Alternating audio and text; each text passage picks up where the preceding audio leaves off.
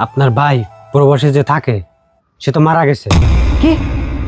10 তলা ছাদের উপর থেকে পড়ে আপনার ভাই মারা গেছে।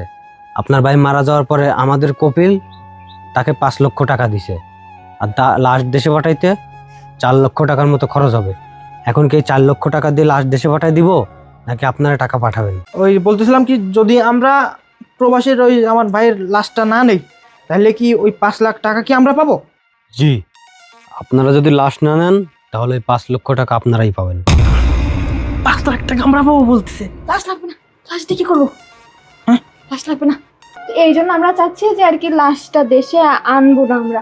আপনারা না ওইখানে যদি কোনো ব্যবস্থা থাকে দাফন কাফন করার, তাহলে ওইখানেই দাফন কাফন করে দেন। আসসালামু আলাইকুম বড় ভাইয়া এন্ড ভাবি, কেমন আছেন আপনারা? ভূত ভূত ভূত ভূত ভূত ভূত।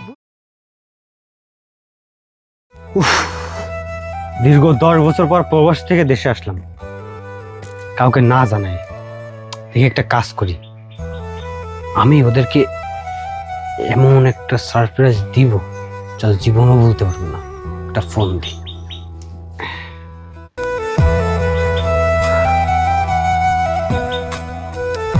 এখন আবার কে ফোন দিল? হ্যালো, আসসালামু আলাইকুম। ওয়ালাইকুম আসসালাম। বলছিলাম কি, আপনি কি সজীবের ভাই রাহাত? হ্যাঁ, আমি সজীবের বড় ভাই রাহান। কোনো সমস্যা? হ্যাঁ, বলছিলাম কি, আমি আপনাকে একটা কথা বলতে চাই। আপনি কি মানসিকভাবে প্রস্তুত আছেন? হ্যাঁ, আমি মানসিকভাবে প্রস্তুত আছি। কি কথা বলেন তো? বলছিলাম কি, আপনার ভাই প্রবাসে যে থাকে সে তো মারা গেছে। কি? আমার ভাই প্রবাসে মারা গেছে? এই, আপনি এসব কি বলতেছেন? আপনার কি মাথা ঠিক আছে? হ্যাঁ, আমি ঠিকই বলতেছি, আপনার ভাই প্রবাসে মারা গেছে। আরে আপনি মনে হয় ভুল নাম্বারে ফোন দিয়েছেন। আমার ভাই তো, আমি সকালেও কথা বলছি আমার ভাইয়ের সাথে। হ্যাঁ ঠিক আছে, আপনি সকালে কথা বলছেন। সকালে কথা বলার পর আমরা সাইডে গেছিলাম কাজে। 10 তলা ছাদের উপর থেকে পড়ে আপনার ভাই মারা গেছে। আপনার ভাই মারা যাওয়ার পরে আমাদের কপিল তাকে 5 লক্ষ টাকা দিছে, আর লাশ দেশে পাঠাইতে 4 লক্ষ টাকার মতো খরচ হবে। এখন কি 4 লক্ষ টাকা দিয়ে লাশ দেশে পাঠাই দিব, নাকি আপনারা টাকা পাঠাবেন? আরে আপনি এসব কি বলতেছেন? আমি তো কিছুই বুঝতেছি না। কি হয়েছে? কার সাথে কথা বল? আরে যে বিদেশ থেকে একজন ফোন দিতেন নাকি, বলতেছে সজীব নাকি 10 তলা বিল্ডিং এর পড়ে মারা গেছে। কি বল তুমি?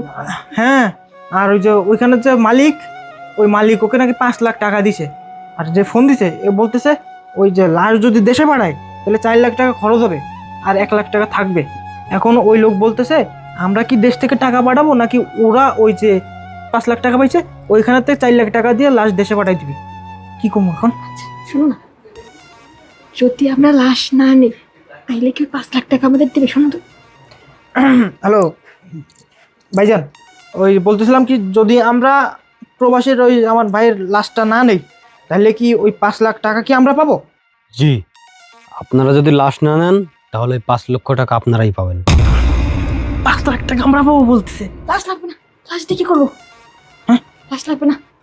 তুমি কো আমার ভাই লাগে না তো, কত কষ্ট হইতেছে। তুমি তুমি বলে দাও, তুমি বলে দাও। হ্যাঁ ভাইয়া, ওই বলতেছে কি, আসলে ও তো মারাই গেছে তাই না, আমাদেরও খুব কষ্ট লাগতেছে। আর ওই লাশ যদি দেশে আনে তাহলে আমাদের পরিবারের সবাই না খুব কষ্ট পাবে, কারণ ওকে সবাই অনেক ভালোবাসে। তো তো এই জন্য আমরা চাচ্ছি যে আর কি লাশটা দেশে আনবো না আমরা। আপনারা না ওইখানে যদি কোনো ব্যবস্থা থাকে দাফন কাফন করার, তাহলে ওইখানেই দাফন কাফন করে দেন। আর হচ্ছে যদি ওই টাকাটা তাড়াতাড়ি পাঠাই দিতেন আর কি, তাহলে খুব উপকার হইতো। মানে বাসায় কিছু অসমাপ্ত কাজ আছে, তো এখন তো ও নাই, কে টাকা পাঠাবে বলেন তো? আচ্ছা আপনারা একটু দেখেন। হ্যাঁ ঠিক আছে, ওই 5 লক্ষ টাকা আপনাদের ব্যাংক অ্যাকাউন্টে পাঠিয়ে দিতেছি, আর লাস্ট আমরা এখানেই দাপন কাপন করে দিব। আচ্ছা আচ্ছা ঠিক আছে ভাইয়া, ধন্যবাদ। তাহলে টাকাটা তাড়াতাড়ি একটু পাঠিয়ে দেন। হ্যাঁ, আর লাশ আপনারা যা ইচ্ছে তাই করেন। টাকা পাঠাইবো? হ্যাঁ, ওরা টাকা তোমার অ্যাকাউন্টে পাঠিয়ে দিচ্ছে। যাক, একদিক দিয়ে ভালোই হলো। আসসালামু আলাইকুম বড় ভাইয়া এন্ড ভাবি, কেমন আছেন আপনারা? ভূত ভূত ভূত ভূত ভূত ভূত ভূত। না, আমি ভূত না, আমি মানুষ, জলজান্ত মানুষ। আর আমি একটু আগে ওইখানে থেকে আপনাদের ফোন করছি, কন্ট্রোলটা চেঞ্জ করে। আপনাদের তো টাকা লাগবে, লাশ লাগবে না। হায় রে আমার ভাই, আমার ভাবতেও না কষ্ট হচ্ছে যে আমি এতদিন লক্ষ লক্ষ টাকা পাঠাইছি। কাকে পাঠাইছি? আমার ভাইকে পাঠাইছি। ভাই কিসের? এখন তো ভাই বলতে আমার ঘৃণা করতেছে, কারণ যে কিনা এত বড় একটা জঘন্য কাজ করতে পারে, যে আমি মারা যাওয়ার পরে সামান্য 5 লক্ষ টাকার লোভে আমার লাশটা পর্যন্ত দেশে আনতে চাচ্ছে না, তাকে আমি ভাই বলে কিভাবে মানি? আমি এত যাবৎ কোটি কোটি টাকা পাঠাইছি, 10 বছর পর আমি দেশে আসছি। আর এখন আমি দেশে এসে ভাবছিলাম তোমাদেরকে সারপ্রাইজ দিব, কিন্তু আমি নিজেই না সারপ্রাইজ হয়ে গেলাম। এই তোমরা কেমনে পারলে? তোমরা কিভাবে পারলে এই কথাটা মুখ দিয়ে বাইর করতে যে আমাদের লাশ লাগবে না, টাকা লাগবে? আমার না নিজের কাছে নিজেকে এখন অনেক বড় অপরাধী মনে হচ্ছে। কেন মনে হচ্ছে জানো? আমি এতদিন যাদের বিশ্বাস করে টাকা পাঠাইছি, মাথার ঘাম পায়ে ফেলে উপার্জন করে টাকা পাঠাইছি, আর সেই তুমি ভাই হয়ে আমার লাশটা পর্যন্ত আনতে চাওনি। শোনো, ভাবছিলাম এ যাবৎ তোমাদের যা কিছু দিছি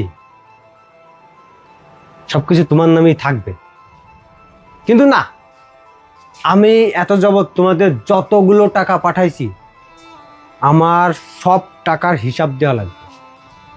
বিন্দু পরিমাণ টাকা আমি ছাড় দিব না। আমার অনেক টাকা খাইছো, আর আমি তোমাদের ছাড় দিব না। আমার সব টাকা পয়সা এখনই আমাকে বুঝাই দিও। আসলে ভাই তুই যা ভাবতাছো সেটা না, এটা ভুল। আমরা কেন তোর লাশ আনবো না? হ্যাঁ ভাই, আপনি ভুল ভাবতেছেন। এই চুপ থাক, একদম কথা বলবি না। শালার বেঈমান নেমো খারাম কোথাকার। আমি তোকে অনেক বিশ্বাস করছিলাম, বিশ্বাস করে তারপর লাখ লাখ টাকা পাঠাইছি, আর এখন তুই কি বলছিস আমার লাশ আনবি না? এটা তুই মিথ্যা কথা বলছিস। এই আমি না ওইখানে নিজে দাঁড়িয়ে তোকে ফোন দিছি, আমি নিজে ফোন দিয়ে তারপরে বলছি যে লাশ নিবেন কিনা। তোরা বলছিস লাশ নিবি না, টাকা নিবি। শোন, আমার বাবার যে সম্পত্তি আছে তুই তোর ভাগেরটা রেখে আমার ভাগের সম্পত্তি আমার বুঝাই দিবি। আর এই যাবৎ আমার কাছ থেকে টাকা পয়সা নিয়ে তুই যত কিছু করছিস সব কিছুর হিসাব দিয়ে তারপর এখান থেকে যাবি। আর আমার টাকা পয়সার হিসাব যদি আমি না পাই না, আমি তোর নামে মামলা করব।